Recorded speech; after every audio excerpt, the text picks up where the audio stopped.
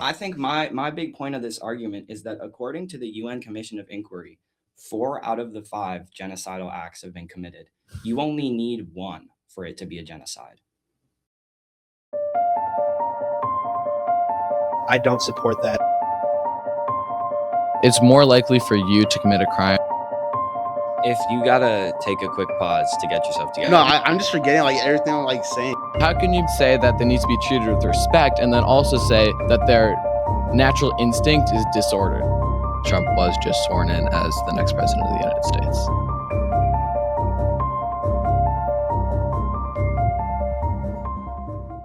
The war in Gaza has sparked one of the most divisive debates of our time. Today, with our guest Elliot, we're examining the evidence behind one of the most serious accusations and asking whether or not Israel's actions meet the definition of genocide. We'll also debate whether restricting firearms actually makes society safer, or whether it leaves law-abiding citizens at a disadvantage. I'm Thomas Stilp. And I'm Gabe Stillmank. This is the Season 2 finale of the Take 2 podcast.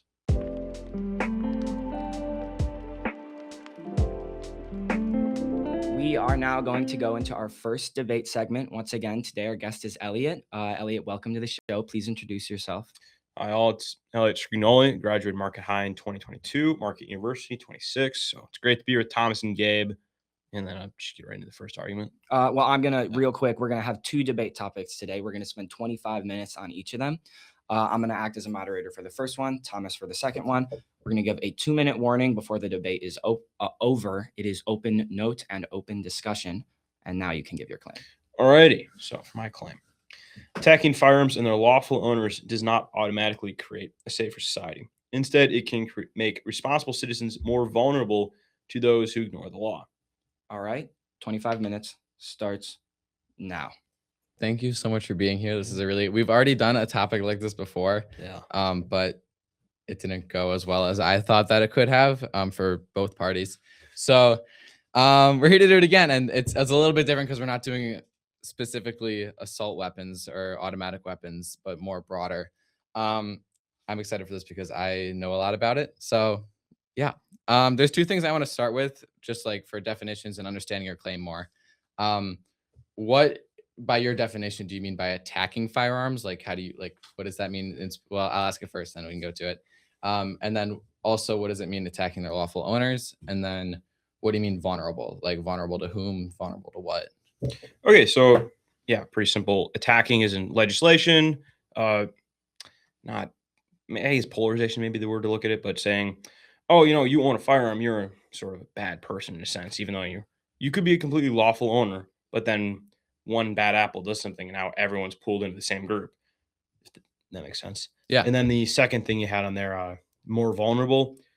This is one of the 3 points I have here, but people who don't listen to the law, who break the law, will not care what the law says.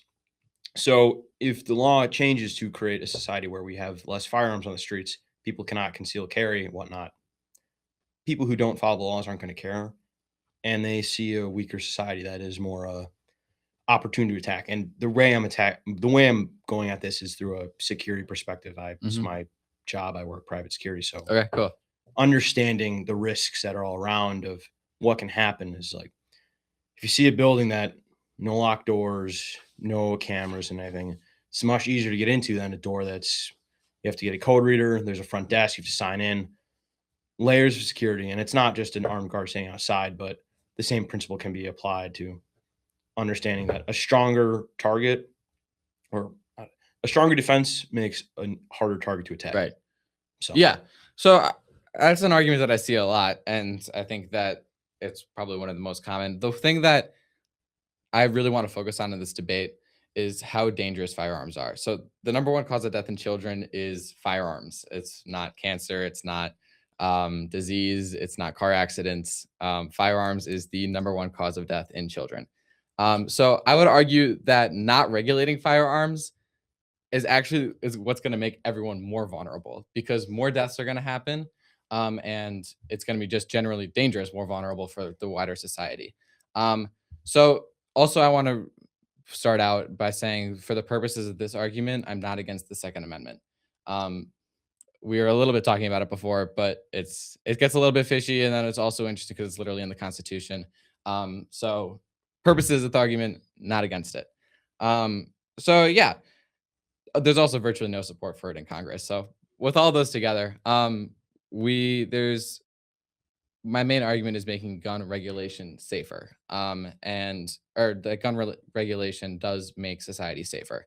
And there's certain things like permit to purchase laws, safe storage laws, things like that. What exactly legislation do you think people are against, or are you against? Are those two things that I just fired off? Are you against either of those? So I want to be clear here. I'm not again. I'm pro legislation to some extent, Mhm. right? We can't have military grade weapon systems out in the streets. Yeah. So, completely fully automatic fire weapon systems, that sort of thing. But you also can't have legislation that's prohibiting individuals from exercising the Second Amendment right, as we have the constitutional right to do that. So I guess it's a little bit of a gray area there. But I want to make the record clear here. I'm not in favor of just a lawless, no rules on guns at all, because that isn't going to end well. That's not going to solve the problems. The problem is that we have a society that is dangerous. And my take, the best way to prevent that from being more dangerous is to help lawful gun owners and those who are ready to react to threats be able to do that. Okay. What do you have a legislation in mind that you're okay with, or you think that is good for do you have specific ideas? Yeah. Background checks, I think really honing in on enforcing those and making sure the people who are purchasing firearms are the correct ability to, background, mental health, all that stuff. That ensuring people who are again purchasing those are in the right circumstances. So what I mean by that is someone who's not, oh, I just recently got fired and now I'm going to purchase a weapon system. Point two and two together, you could say, that's a little of a red flag, because this person might now, maybe they want to take vengeance against. That's interesting. So that's actually a part of red flag laws, which is something that we can talk about later. Perfect. But so there's a few things that I want to go over. First is permit to purchase laws. Basically saying you need a permit to purchase a firearm. Pretty self-explanatory. It's pretty widely throughout each state, but it's not federally regulated. It's not a federal law saying you need a permit. It's just most states have it.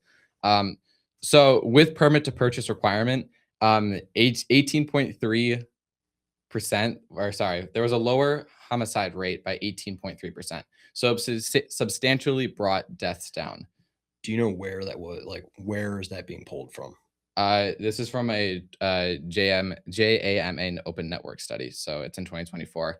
They took different areas around the world, or I'm sorry, around the country, who had permit to purchase laws versus states who did not have permit to purchase laws. I'd just be curious to know what city, like Chicago, Milwaukee. I don't have the Texas, exact, right? Yeah. That's because you can say something like that, but then you look at a place like Chicago, and there's a lot of videos out there. Nick Shirley's a guy who's got that, who walks on the street with these guys who just have weapon systems, and these guys who are very careless, just, oh, I'm going to go shoot this guy if he pulls up on me, all that sort of stuff. And that's not what I'm advocating for, because that is not creating a safer society. People walking around with weapon systems who don't know what they're doing, have it because they think they're cool. Well, that's why you need the permit, is so that you right. But then you've got people who are just ignoring the permit because they're the people who are making it more vulnerable for those who do follow the law. Okay. So yeah, permits are great and all, but how do you prevent people who don't have those permits from acquiring those weapon systems? I want to focus on you just said that permits are great. So do you what is necessarily the downside of having a permit and or requiring a permit?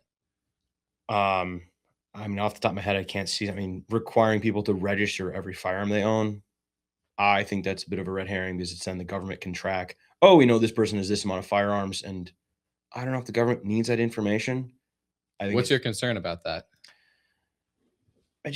I don't think it's important for the government to know. It's not their business. I think the federal government, it's not their responsibility to track. Why does, Elliot Sgrignuoli, I don't own these weapons, but say I own 6 AR-15s. Why does the federal government need to know that? Well, the argument is to make society safer and less well, I mean, that is my argument, but it's not exactly how the federal government, or that's not how I see it. Because the federal government, you could say they're tracking the amount of weapon systems a person owns per house, to maybe then understand, all right, we know there's X amount of firearms in this vicinity. I mean, it's important to know, but why. I'm a little skeptical to that degree, and I don't think that's making society safer. I'm more so what I'm here to talk or advocate for is, having people being able to do concealed carry and be able to react to a bad threat in a moment's notice. On here on my notes, I have the Bondi shooting in Australia. Are you familiar with it? A little bit, not the details, but I've heard of it. So, long story short, there was a group of people at this beach in Australia. They were it was a celebration for a holiday, I believe. And 2 Islamic terrorists showed up and started shooting people. In Australia, they have very strict gun laws where people can't carry. Result of that, you see 15 people get shot dead. And the Australian gun law, they have a 5-tier system that is extremely regulated. So citizens, they cannot carry. Had they been able to carry, they could have ended that threat sooner and saved lives. So you're saying if everybody had the gun, then if they shot down that person, it would have been safer. No, I'm saying that if people who are lawful owners and have gone through the proper checks and balances, getting their concealed carry permit and such, they've gone through the background checks. We know that they are right. I guess a good apple. You get the idea.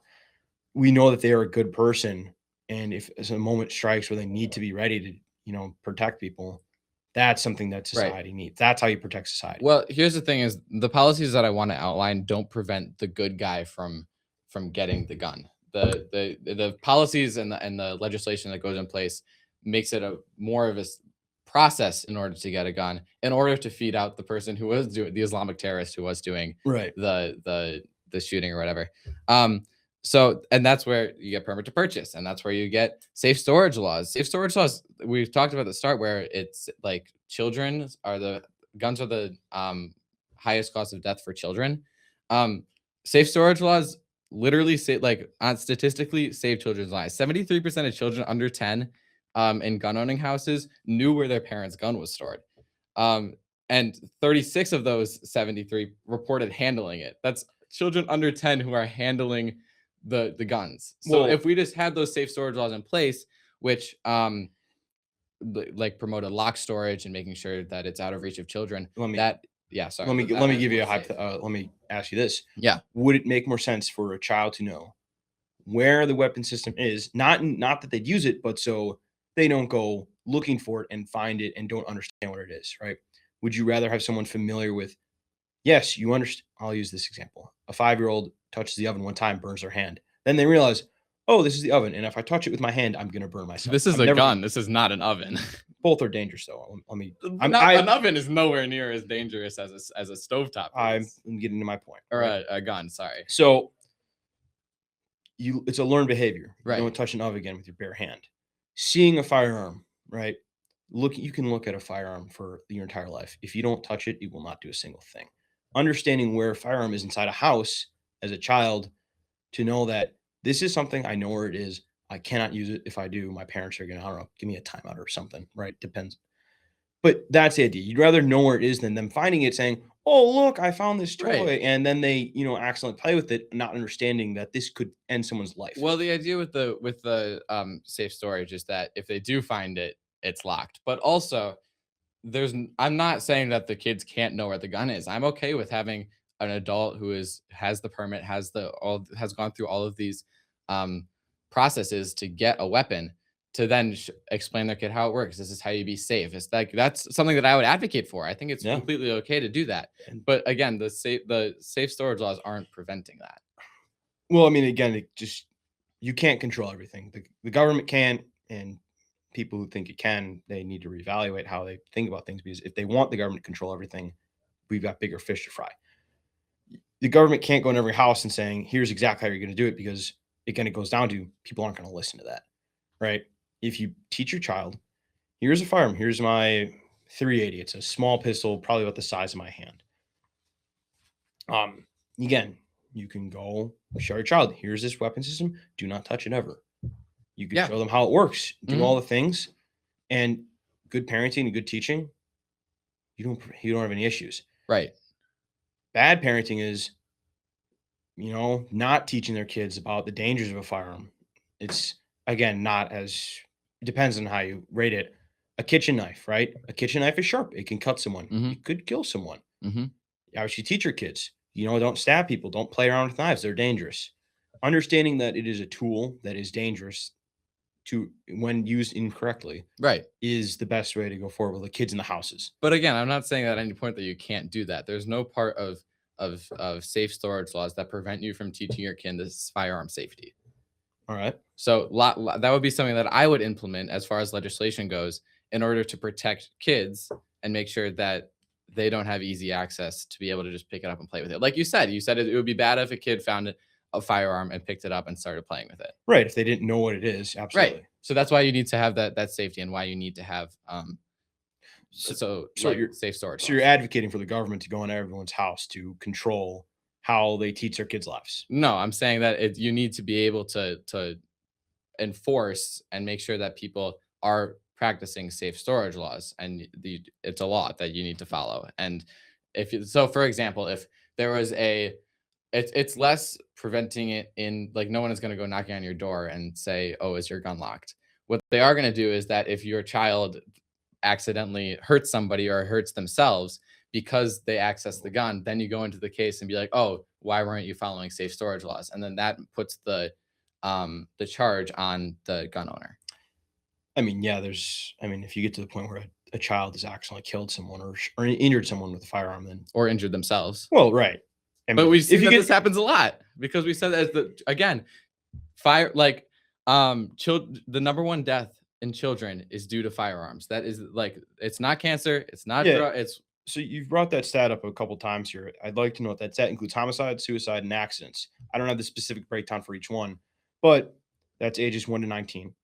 If you remove ages 17, 18, and 19, that number drops down to 2,200. So it's still a lot of people, but you see a significant reduction of higher ages, and that then goes into that group who perhaps isn't following all the checks and balances and, the proper routes of getting weapon systems and such.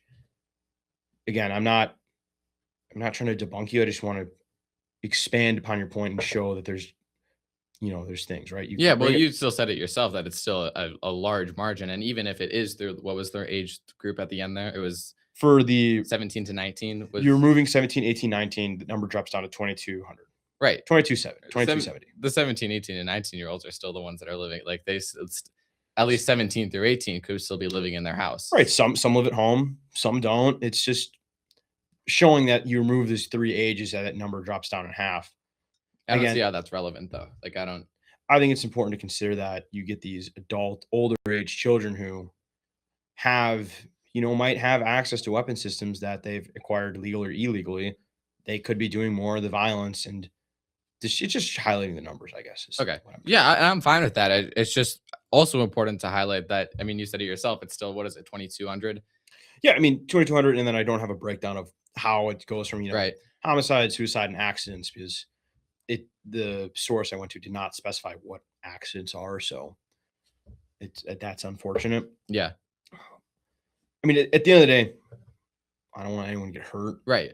I just want people to be able to react to a threat if something arises. Well, and we talked about if we just go at permit to purchase laws and safe storage laws, if we have both of those, and at this point, you would agree that nobody has no good guy has lost access to their gun because of this. No, I just think that the safe storage law would be very difficult to enforce, and that's more of a aftermath of an incident happening at the home or location of a weapon system being stored.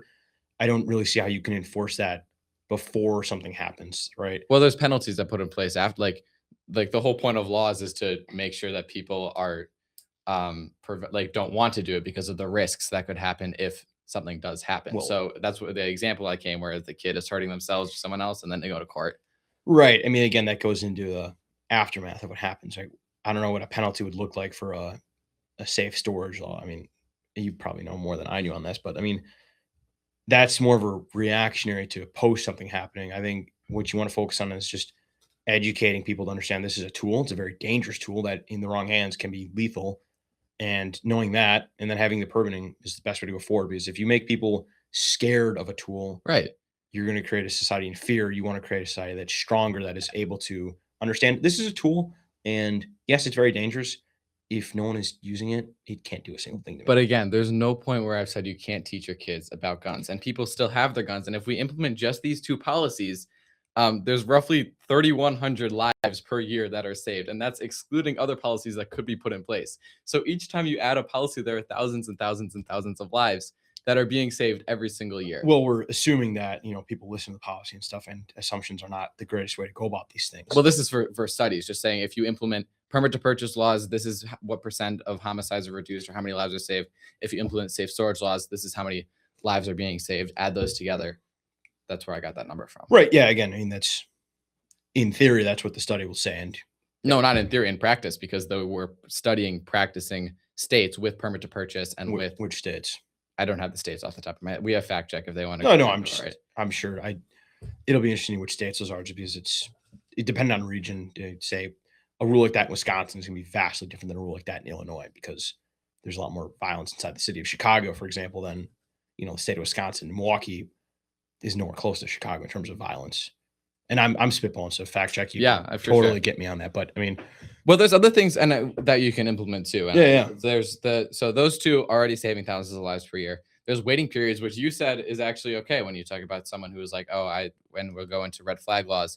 But waiting periods help prevent suicide. So that's when you get into the 17 to 19-year-olds, they're more likely to die because of suicide for a firearm. Yeah. So that's when you get a waiting period where you're like, say, okay, you register to get a gun, you need to wait or whatever it is for how long until you get it. And there's about 17% fewer homicides, and there's a reduction in suicides. Because like firearm suicide attempts are 90% fatal. So you just there's 30,000 attempts per year, 27,000 of those are fatal. So you're saving those 27,000 lives because of this law. Hypothetically saving, right? You can't. Yeah, sure. Okay. Because I mean, that's more hypothetical than the other stuff. Right. Because I mean, again, obviously, if someone has, if they're in that state mentally, obviously it's terrible and we don't want that. But if they're going to go to the extreme of ending their life, then I think restricting firearm access, right, they're going to go to different means if they're that desperate. But it's less lethal. So that firearm, if you're going to use a knife or whatever, that's going to be not 90% as lethal. And that's why you enforce the restrictions on the more lethal arms, like grenades, for example. Like you can't just get a grenade, is because it's a more lethal weapon. So we put these regulations on more lethal weapons in order to protect people. Grenade can be very lethal depending on how it's used. Again, all this is dependent on how it's used, but I don't want to get into that argument. Okay. And again, this is the difference between saying I want a firearm now, these waiting laws, and I have a firearm. I think it's just smart to make sure the person is, no background issues and they're in the proper mental health to purchase firearm. And then that's where you get red flag laws too, where you say, okay, if someone is suicidal, there's a threat of mass shooting, you can go to court and be like, this is bad. You should make sure that this person doesn't have access to a firearm. The unfortunate thing is we're almost running out of time here. I think we kind of missed how do you stop those who don't want to follow the law? You're going to ignore all we've said here. They're going to ignore that and say, I'm going to acquire an AR-15 off of, some black market site, and I want to have it and I want to use it to, facilitate harm. How do we make society safer to that degree? Right. Well, yeah. And we there's obviously going to be some people who are still obtaining these weapons. There's people who still obtain grenades or whatever the lethal weapons are. But if you put all of these policies in place, it makes it more difficult for those people to obtain those weapons. And there are these policies in place. And I've shown you the numbers where it said X many lives have been saved because of this policy. So, they have to be like manufactured, distributed, sold, all of those checkpoints along the way makes it more difficult for somebody to acquire a weapon. Yeah, I mean, at the end of the day, it's great. No, I am like, you don't see anyone who's walking down the street with a bazooka or like grenades, and because it's restricted. Right. I mean, again, yeah, a bazooka would be a very poor choice. It's a very one-time system, but whatever. Machine gun, whatever it is, you don't have these highly lethal weapons because they're highly restricted. You don't. Oh, right. Yeah, you've military-grade weapon systems that are used by the military. That right. Like citizens should not have access to. And, I mean, at the end of the day, though, we can say everything we've said. I think we agree on a lot of this. Mm-hmm. I'm just more skeptical of those who see the law, could care less about the law, and still will acquire their weapon systems from XYZ source that is going beyond the legislation. And I think or at least in the sake of this argument, I think we came to a good point where we're both on the same page. You're more toward a little bit further in terms of protecting inside the house prevention wise. Excuse me, we are at 2 minutes. That's a good time to say that. We're just at 2 minutes. Wonderful. Yeah, I had it in my mind. Oh well. Yeah, but we do agree a lot of Yeah. I think. And you're more towards the legislation side. I'm more skeptical because it's the government now is coming into my house. Well, no, they're not coming into your Not house. literally, but figuratively, they're coming into my house to make sure that all my What if that weapons- saves lives? Do you like why? I think it's pretty selfish to be like, oh, I don't want the government in my house, when if the government is in your house, you're getting thousands and thousands and thousands of lives saved per year, and children and adults and like whoever. I don't see in practice how that'll all match, how that'll all end up. And I mean, I think it's one of the great things about America is we're allowed to, have self-determination and do what we want. And obviously, yes, there's a lot of risk with that, but there's risk with everything in life. And, that's kind of how it should be. I mean, And I want to, before we end here, Yeah. I want to make sure that you brought up with the Bondi shooting, and that people can use guns as self-defense. yes. And I just want to make sure that even though guns are sometimes successfully used in self-defense, that does not draw the conclusion that reducing restrictions makes populations safer. Because you see, like, seatbelts, for example, occasionally trap people in their vehicles, right? But that doesn't establish that seatbelts make drivers less safe. Obviously, the seatbelt is going to make the person more safe, even if they're Yeah. even if they're have killed a few people, right? There's You need to video- measure the net outcomes. There's video at Bondi where if a guy had a firearm, he could have ended a terrorist's life. And There's saved- video of if a guy had a If there's a video where the guy, had he had a firearm, he could have used it to take out the terrorist and saved lives. He doesn't have a firearm, so they have to attack. How is him. there a video of a hypothetical? All right. That's our time. I- We want to do just last statements. I would love to go to the last statement just because I'm gonna get butchered on that online. If the video shows the man attack the terrorist, full on armed wrestle type, had the man had a firearm, it is fair to say he could have used that to stop the terrorist from shooting and eliminate the threat. That's the point I'm trying to get at. Obviously, it's a hypothetical. I don't know how it would have played out, but a quicker reaction, because charging someone takes longer than taking them down with a firearm. Yeah. That's what I was trying to get at. All right. Thank you so much for this debate. It was Yeah. super good. That was great. Scheduling a political podcast with hosts, guests, schools, and work is an absolute nightmare.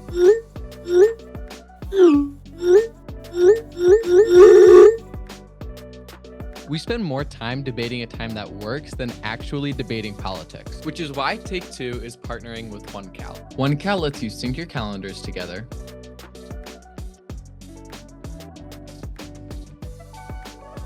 automatically block off times when you're busy,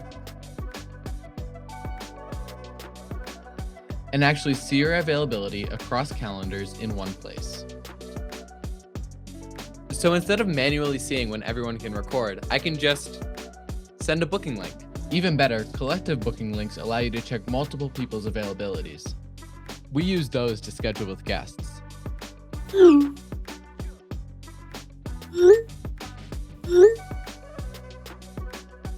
And now, if you want to try it yourself, you can support Take Two while you're at it. Use the link in our bio and use code Project Recovery to get 10% off your order at checkout.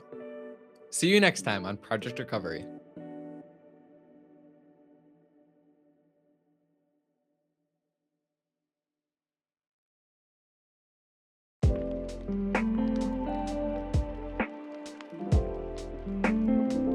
I'll act as a moderator for the second debate.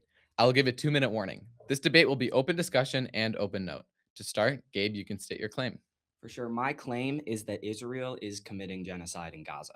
Awesome. 25 minutes starts now. Elliot, you can start. All right. So, big thing here. What is the definition of genocide you for want to sure. use? I was hoping we wanted to get. So there are multiple throughout history. Oh, okay. The most recent one, and the one that is most widely used in the UN and in those parts of the world and here, is genocide is an act with specific intent to destroy a group. And there are 5 subcategories of like things to check off that I would love to go into. Yeah, we're referring to the 1948 United Yes, Nations. Yeah. exactly. So great, you brought that up. So I had a feeling we were going to go there. Yeah. So it's killing members of a group, causing serious bodily harm or mental harm, deliberately inflicting conditions of life, imposing measures intended to prevent births, and then a forcibly transferring of children. Those are the 5 we have. The big thing with this definition, is that it specifies multiple times, like all of these intent, but also categories. They're categorically, it has to be in part or in whole. You don't have to intend to eliminate an entire population for it to be genocide. If you're taking a subsection and saying we're trying to kill all these people and our intent is that they're Palestinian, that is still genocide. All right. Well, then let's hear it. All right, for sure. So I literally just kind of want to go through them. So the first one, killing members of a group. This is direct physical killing. And the numbers on this, I think, are less important, but we can go over them. Over 73,000 Palestinians have been killed as of mid-2026. And a lot of those, estimates range between, as far as I've seen, 50 and 80%, which is a crazy estimate, but of those are civilians. And that number in and of itself, I don't know if you want to talk about that. Oh yeah, actually I do. So Okay. I'm Hamas, they control the media in the state of I don't know if it's a state, but the territory of Gaza, they control the media. And when they've been asked about these numbers, they've said, yes, there's really high numbers. And then when they're asked how many of your fighters have been killed, he's like, oh, well, I really don't know. Yeah, well, it's a terrorist organization. Right. Obviously, we agree on that. So I don't expect. It's fair to say that their accuracy of their numbers is very skewed. I mean, Hamas is a group that very, very terrible people. I mean, they've controlled that place for almost 20 years actually now. Yeah, the last election was in 2009, I believe. I thought it was. I'm not 100%. That I'm kind of spitballing. Yeah, but so the numbers, the numbers definitely get a most recent, as recent as possible fact check, because Hamas may say one thing and the world will agree, and then it might actually be a lot. Why is the world agreeing with Hamas? So this goes back to October 7th during the initial attack, right? Hamas and terrorists come in and they do the attacks on October 7th. That week, Israel, when I've talked to the IDF commanders and whatnot, they've mentioned how when this happened, they did not want to present Israel's weak. So they did not want to show the media of this attack, victimizing their society, making them look super weak. What that allowed Hamas to do was control the media narrative, saying, because obviously Israel's going to respond right away in force, as they did. And Hamas quickly turns this into Israel's attacking us unjustified. And the entire world sees this online, on their phones. And they see, oh, Israel's doing this, the genocide and all this. And they see that. And everyone's pro-Hamas, which is, again, weird in my eyes, because you see a lot of people who support Hamas and they're like, free Palestine. And if they went there, they would get thrown off a roof, which, Real quick, I don't want to get the wrong idea. I am not pro-Hamas. I don't think Palestine is free under Hamas. Okay. But I would like to make that very clear. Probably the first person on the left with it. I don't Hamas is a terrorist organization, and Hamas should not be in control of Palestine. Would you agree, in order for Gaza to be free to any extent, Hamas has to be 100% eliminated? I don't think Hamas will ever be 100% eliminated. I don't think it's possible to 100% eliminate a terrorist organization. There are still members of the Nazi party, and they're eliminated. There are still people members of Al Qaeda. It's funny you bring up the Nazi party. Want to know an interesting fact about Gaza? I would love to know an interesting fact. Yeah. So the most popular book in Gaza, what do you think it is? I'm for sure you're going to tell me. Mein Kampf. Mein Kampf. Which is part of the ideology they've taught children for the past 20 years since they took over power. Who? Hamas. Because they've controlled the education. So wait, real quick. Yeah. Sorry, we're kind of spitballing. Real quick. No, real quick. I agree. Hamas is awful. Yeah. 73,000 people have died, and 70% of them are civilians. Yeah, because they're using people as human shields. They're using the hospital that we see consistently get struck. Hamas's headquarters. Hamas's headquarters is right underneath there.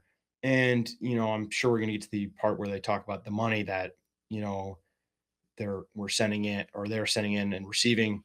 From the U.S.? No, Are you talking about money to Israel or money to Hamas? money to Hamas, Okay. like money to help them, develop the nation, do all these things, and all this. They've received all this aid from all these countries for years, and instead of spending it on, improving their society and all these things, they spent it on digging networks through tunnels. 1 mile of tunnel is the same value as a 2-story medical facility, Mhm. and they've got a lot of miles of tunnel. Yeah, so I'm not even necessarily disagreeing with that. Okay, perfect. Then I'm probably going down the wrong rabbit hole. I'm not necessarily. I do think what our argument is going to come down to is whether or not Israel, first of all, intent. Yeah. But it's whether or not Israel has a right to destroy a civilization because it's using its civilians as human shields. According to the DoD, I have it written down actually. But the DoD says you can't use if someone's using human shields, that is not an excuse to bomb them. This, according to international law, is a war crime. No, but I mean, you look into every fighting force, and obviously you're going to have civilian casualties. No one complains about what happened in World War II when we firebombed Germany or Japan, right? I'm really glad you brought that up. So, I was okay. Japan, the U.S. after we nuked Japan twice. Yeah. We won't talk about that. After we nuked Japan twice, sent full they sent the military in to rebuild Japan and to not put everything back, but to minimize the damage and to create a new democratic state. Oh yeah, absolutely. Because we didn't want them to collapse. Absolutely. What happened to Germany? Because World War III would have been. So now look at Palestine. You have Israel, who is in a very similar position as the U.S. was. They're a power, not very similar. They're doing something similar, you could say, where they're killing civilians. And they are showing no effort to get civilians out of the country, to avoid. They bombed a fertility clinic that had no tunnels, which actually kind of gets into this one, which is imposing measures to restrict births. It's one of that's textbook what that is. I mean, yeah, where's births? That is the fourth one. Yeah. I can't go into specifics on what I know what Israel's doing, what Hamas is doing. What I've been seeing and what I've been told is, Can I ask who you've been told by? I don't know specific names, but it's a varied of IDF commanders. There's this group there called the Alma Center. They had us in there. They gave us a whole spiel on things. And yeah, I'm probably going to get all the comments. Oh, he's got this spewed Israelis perspective. Maybe I do. Maybe whatever. But the point being, when Israel conducts operations, they drop pamphlets and they have automated text messages that go out. All these sites that get bombed in videos, right? You see these high quality videos capturing a missile strike hospital, children victimized in the things. How would you know to video something like that happening right away, right? If you didn't know it was coming ahead of time, right? Can we agree on that, right? It's a little interesting how you get a high quality film camera documenting a military strike. I understand what you're saying. Okay. I also think that we have I think it's kind of misrepresented. Gaza was a developed civilization. Yeah, it was great. They had cameras everywhere. Think about, this is a whole other thing. Think about the flock cameras in the U.S. right now. Yeah, it's a whole other thing. But it's cameras that are up recording all the time. It is not unreasonable to think, oh look, there's something in the sky. Let me pull out my phone. I'm about to get bombed. Yeah, I mean, listen, I don't want to. There's a lot of propaganda on both sides. There are, for sure. In terms of what I mostly want to go back to is, it seems like from your perspective, Israel is not targeting civilians.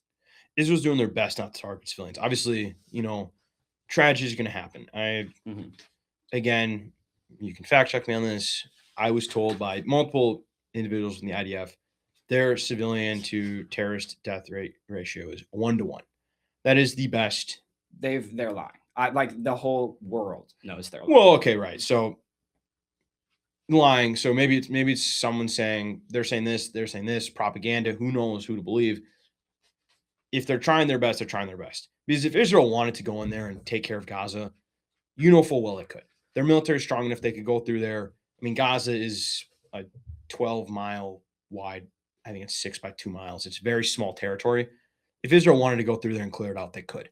They haven't yet for reasons because, why would, if they wanted to commit a genocide, they wanted to kill all the people there. Well, we Why made haven't it they clear gone? that killing all the people does not mean a genocide. Well, right, but I mean, It's in whole or in part.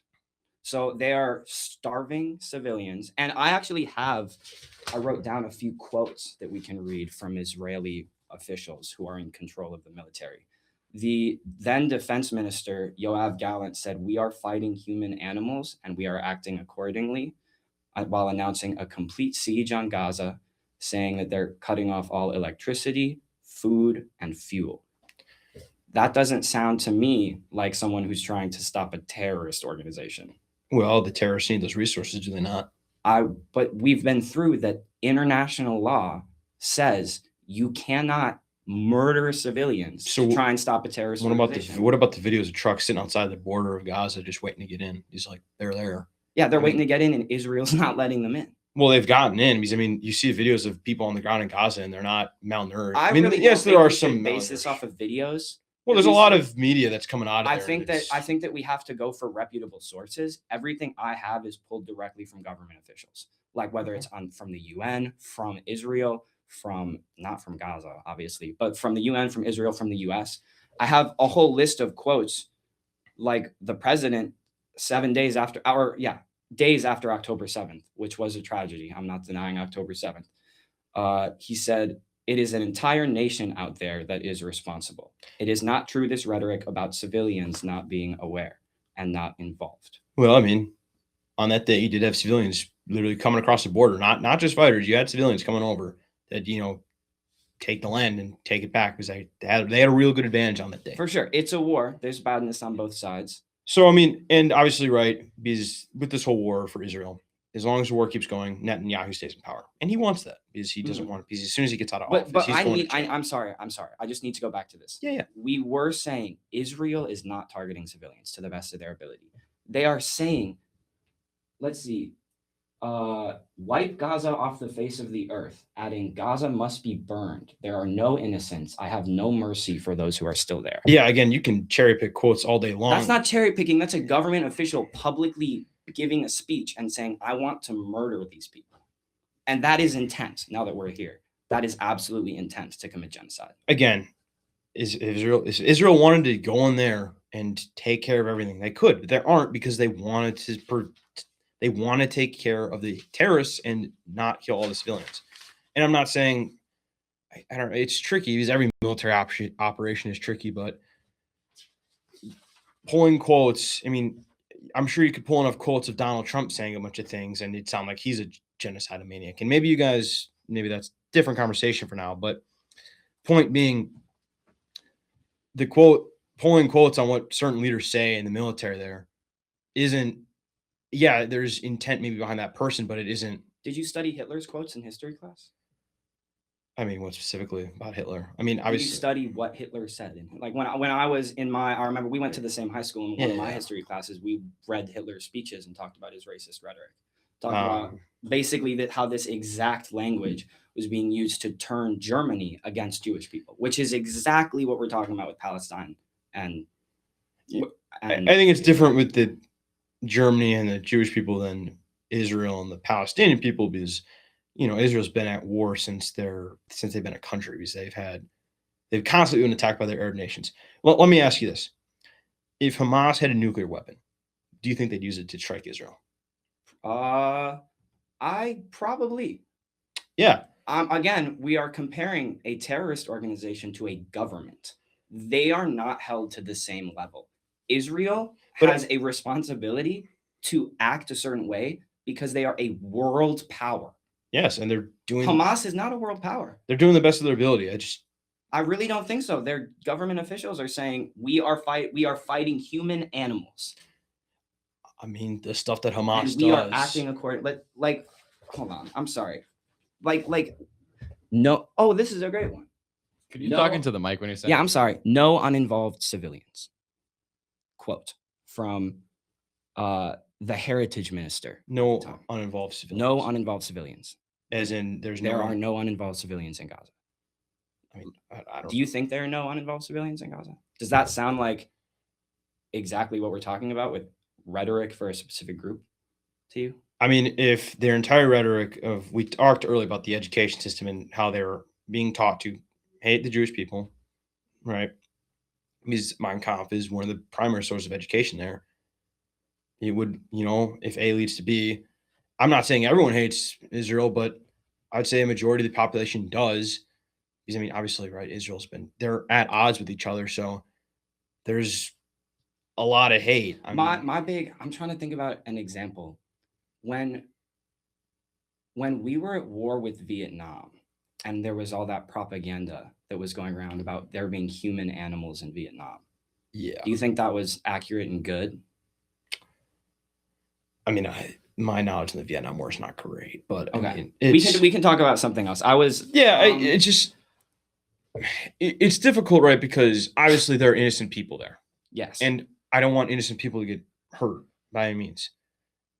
And, what I believe Israel doesn't either, I'm not in the IDF, obviously, and I'm not controlling how that fight is going. And, Israel, I want to believe they're doing their best to take care of the threat. Obviously, I don't know because there's a lot of politics involved, but they're dealing. And that's what we're here to talk about. Because obviously they haven't been no court has said there's genocide. If there was, we wouldn't be having this conversation. Yeah, so right. There's some wiggle room there. Because there's a lot of stuff. I had one of these points. No.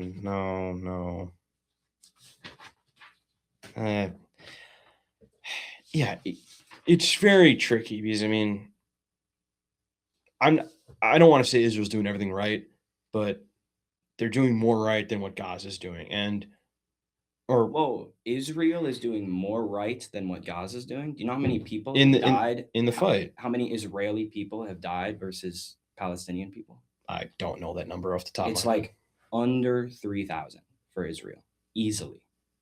I saw some estimates that were 1,500 people have died since October 7th, and in Israel. Yeah, whether they're U.S., Israel, non-Gaza, this is. Are we talking combatants or just people in general? I believe that was combatants, but I can't tell you. I just know the number is significantly lower than 73,000. Oh, I mean, you go into fighting styles and how they go about things. I mean, Israel's got air superiority. They have ground superiority. Hamas is using hit and run tactics. So it kind of gives them a responsibility to be the more, I don't want to say responsible, but more responsible person in the fight. I mean, that's what they're doing. I mean, it's clearly not. They've killed 73,000 people. They've wiped out 90% of the infrastructure in Gaza. There are no buildings left.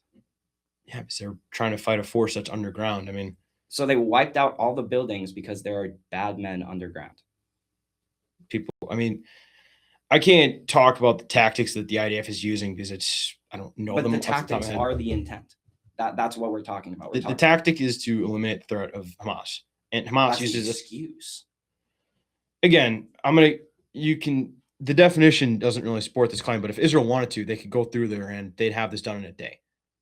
And then the whole world would know. Instead, we're sitting here having the world would then agree. If Israel walked through there and cleared house, they would agree that's a genocide because they just went through and wiped out entire population. Israel would get shut down forever. Instead, I don't know. Yeah, I don't know how that. Well, I mean, Germany, the Nazi Party was completely shut down. If if they went in there and completely wiped out a civilization in a week, not even, it'd probably take them less than a week. But sure. You'd have the end of the Jewish state, which they don't want. So they have this perfect excuse, which is a terrorist organization, which is awful. It's an awful terrorist organization, but it doesn't have anything to do with the 73,000 plus people who have been butchered by the Israeli government. I think you're dramatizing. I mean, obviously death is awful, but it is a conflict. I mean, people are going to die. It's a sad reality. I don't know what you want Israel to do. I mean, walk through there and stop cutting off aid. I want Israel to stop targeting children. Stuff is getting in. Stuff supplies. Not enough. Well, it's They're getting, starving. It was the first famine. let me ask you this: are you familiar with what happened in Somalia? Not The late perfectly, but 90s. I know it was a genocide.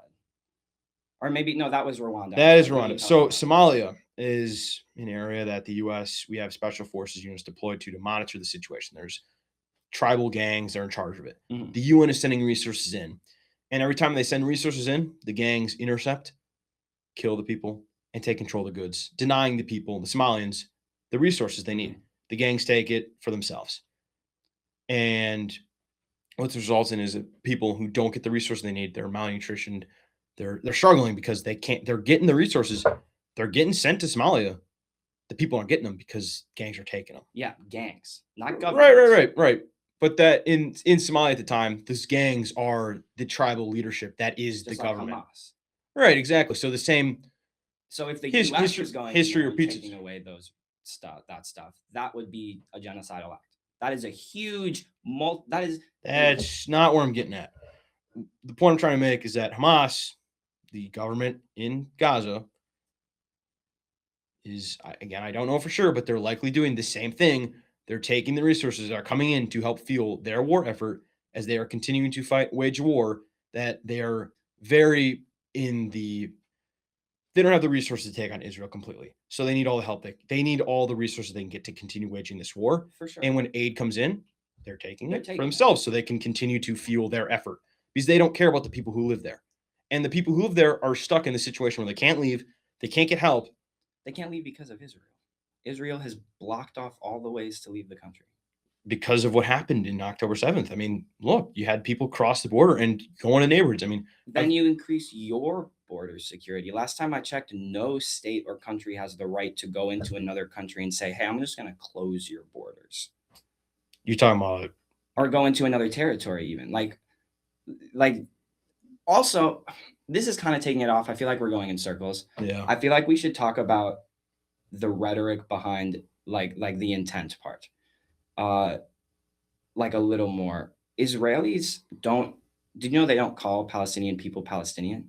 What do I call them? Arab Jews or Arab Israelis. This is a entire like Well, I mean, Palestine's a region, so I mean, they're all. You would say the region of Palestine. You know, They these don't- people are all Palestinian because Palestine. There's no no country. one in Israel will say that. I'm gonna No- butt in real quick. We have 2 Yeah, minutes remaining. okay. Yeah, no, you will not find one Israeli government official that I have seen, and fact check can get me, but they call them Israeli or Arab Israelis. Because I mean, Gaza is a part of Israel to an extent. I mean, within the borders of the country, it does go into Israel. So, I mean, technically, yes, they would be Arab Israelis. I mean, I'm not an expert. we can agree to disagree on that one. I don't think Yeah. that's but No. I think my big point of this argument is that according to the UN Commission of Inquiry, 4 out of the 5 genocidal acts have been committed. You only need 1 for it to be a genocide. They have definitely shown that they're targeting most of Gaza, and all you need is a portion of it. The reason this hasn't been declared yet is because international courts are lagging behind like they always do. I think Israel is conducting the military operations, and it's unfortunate that a lot of people are dying. I mean, again, the intent is to eliminate the threat of Hamas, and Hamas is using tactics that make it extremely difficult for Israel to go in there and do their job effectively. Okay, and morality. Let's put morality aside for a second, because obviously we're going to have different opinions on this morally. The definition of war crimes and genocide, by those definitions, Israel is committing genocide and is committing. Then every country's committed genocide. I mean, not every country commits genocide and commits war crimes. I mean, every conflict results in civilian deaths. But civilian deaths with all of like specifically with this intent is outlandish on the international stage. We have not seen something like this on a large scale for decades. This is very similar to what we've seen in conflicts throughout all of history. I mean, people controlling the resources, starving the people out, like that is a way to win a war, and that's what Israel is attempting to do. All right, time is up. For So sure. we're gonna end there. Thank you so much for that conversation, guys. Thank you for talking. Yeah. It was a fun one.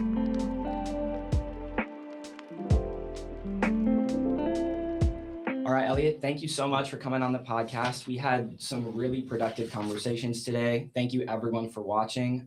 We're always looking for new guests, so make sure to contact us.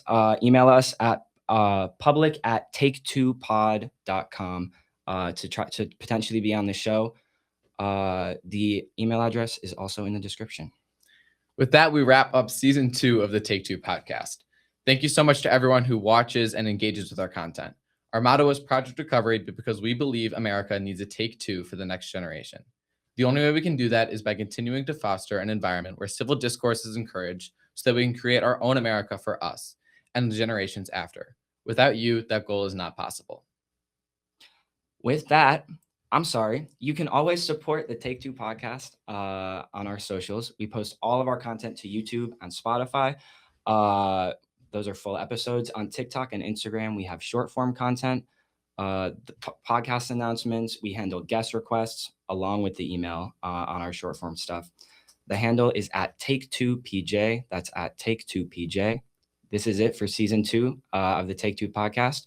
Remember that Project Recovery begins with conversation. Thank you for watching.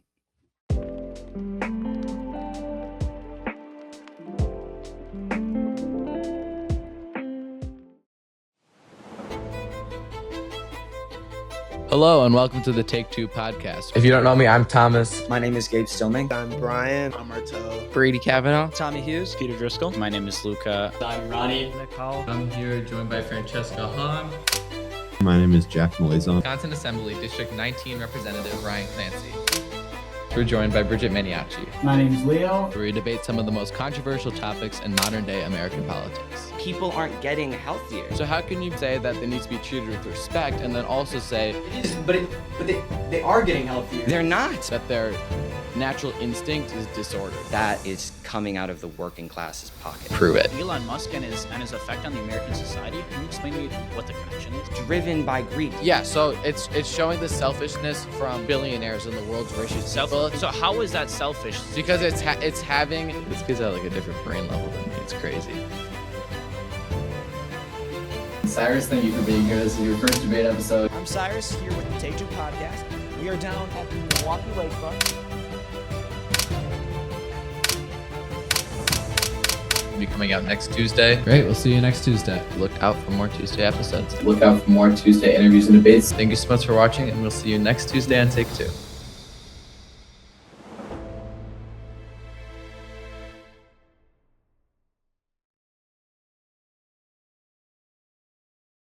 You can go introduce yourself. Yeah, thank you so much. Well, it's great to be here. It's great to be here with all of you.